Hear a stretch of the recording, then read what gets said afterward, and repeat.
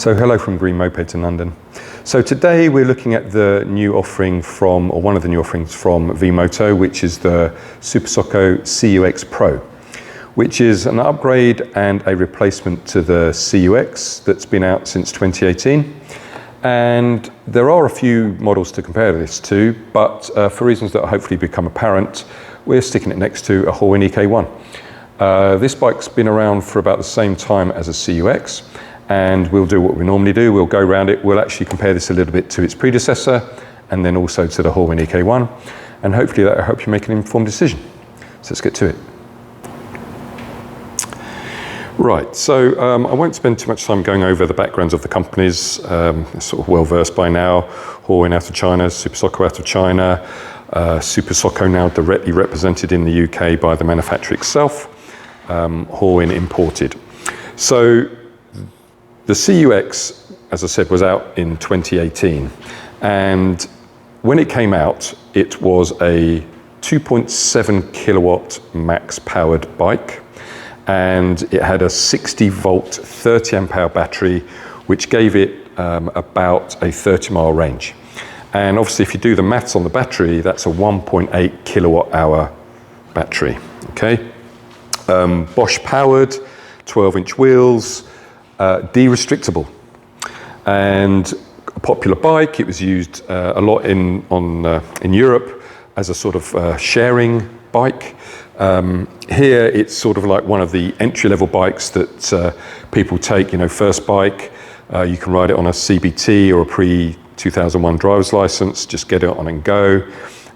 It has an app. It does have wiring for a camera, which we did sell, but I don't think that's available anymore. And, you know, a sort of entry-level, easy bike to get to grips with, etc., etc. Okay, so it's been selling well. It came out in a Ducati version as well, which was basically a Ducati branded bike, but underneath exactly the same. Just had Ducati panels on it, and you know, sold well, as I said. Now they've decided to upgrade it. Essentially, the upgrade falls into one main thing and then a couple of minor things. So if we first off look at the front of the bike. Okay, so 12-inch wheels, as I said, it's a L1E, so 50cc.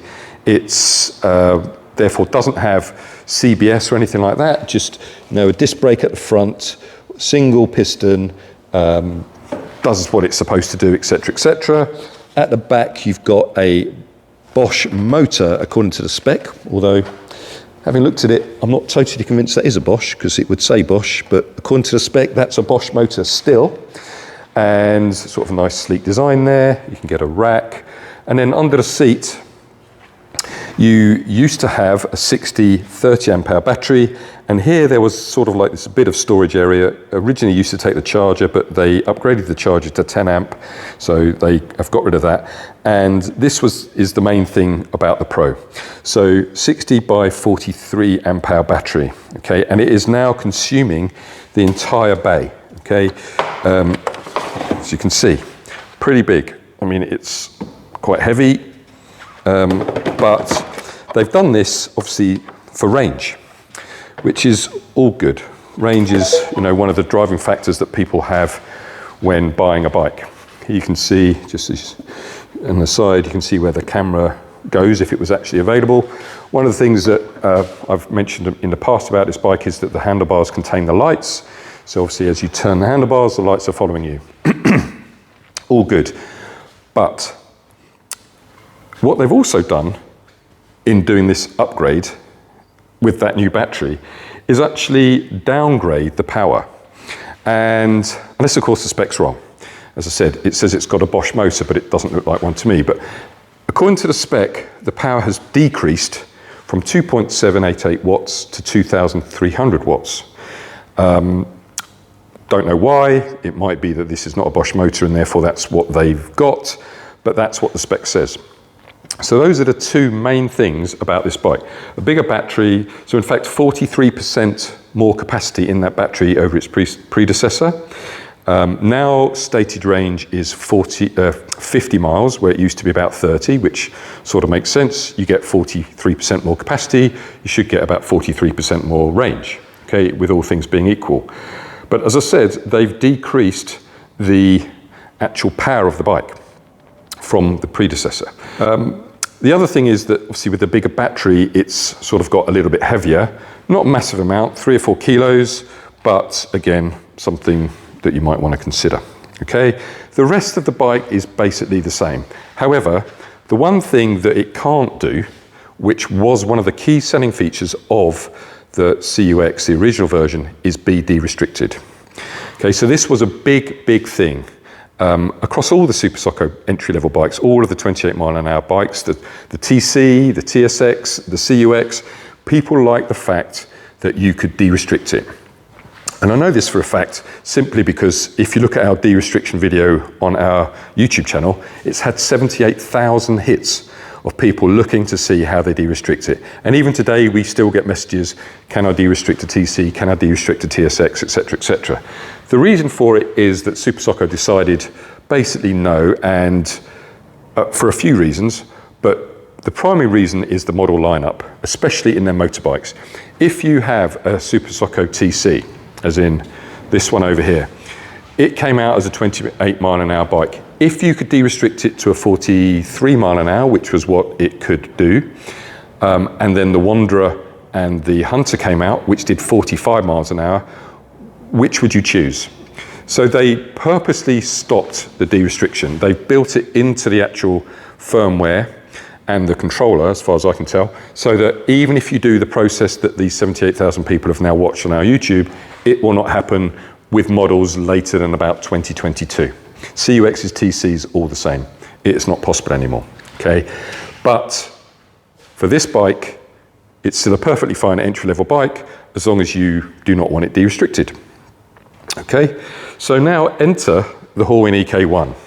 As I said, we could put it next to the CUX Pro, next to the Segway E125S, even maybe the Segway E110, but we're choosing this one on purpose because the EK1, when it came out, was basically the same power as the original CUX. It was 2.8 kilowatts. It still is 2.8 kilowatts rather. Okay, so by Super Socko downgrading their power in their Pro, now the Horwin EK1 is more powerful. Why is that important? Well, if you've got hills, etc., then that might be a reason to choose a Horwin over a CUX Pro, okay? The other thing that was probably overlooked at the time was actually about range in the first place. So we've done many tests on this bike, and when it originally came out, it was 40 amp hour battery, 72 volt, okay? So this one still has a 40 amp hour battery. 72 volt, 40 amp hours is 2.8 kilowatt hours rather, okay? If you compare that to the improved CUX Pro, even with its upgrade to the 43 amp hour battery, it's still only 2.5 kilowatts hours. Okay, so from the outset now, the Horwin EK1 is more powerful, and with the 40 amp hour battery has got more range. However, Horwin, again, for other reasons, are unfortunately now not doing the 40 amp hour battery in the Horwin EK1. They're doing a 36 amp hour battery. But again, if you do the maths on the 36 amp hour battery, 72 volt, 36 amp hours, it is basically the same as a 60 volt, 43 amp hour in terms of kilowatt hours. Okay, so even with the lower capacity battery on the Horwin EK1, you're still equal to the CUX Pro in terms of battery capacity. Remembering that the Horwin EK1 has actually 2.8 kilowatts max as well. Okay, so we'll come back to a bit more about that, but just to show you also some of the things that you now get. This is obviously the storage. Okay, so in here you can add a second 72 volt battery, 36 amp hours, let's say. So that gives you 72 by 72 amp hours, which equals, what's that? About 5.4 kilowatt hours of battery, okay, if you wanted it. So this Horwin EK1 has always been basically the bike with the 28 mile category bike with the most range. Forget about NIU with the, well, in fact, they didn't have one. They had the NQI Pro, but this bike has always been the one for range if you want a 28 mile an hour bike, okay? So some other differences, obviously the front wheel is bigger on the Horwin EK1. So people talk about, you know, big wheels, small wheels, but Horwin have gone for, although it's got a single caliper, they have gone for a 14-inch wheel at the front and a 13-inch wheel at the back. Some people like that because of potholes and things like that. It's also got the headlights that go on the handlebars. Okay, so again, people like that.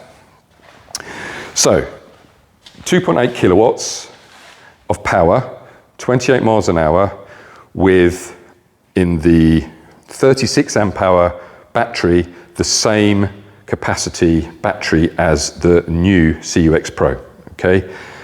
But there is also one other thing.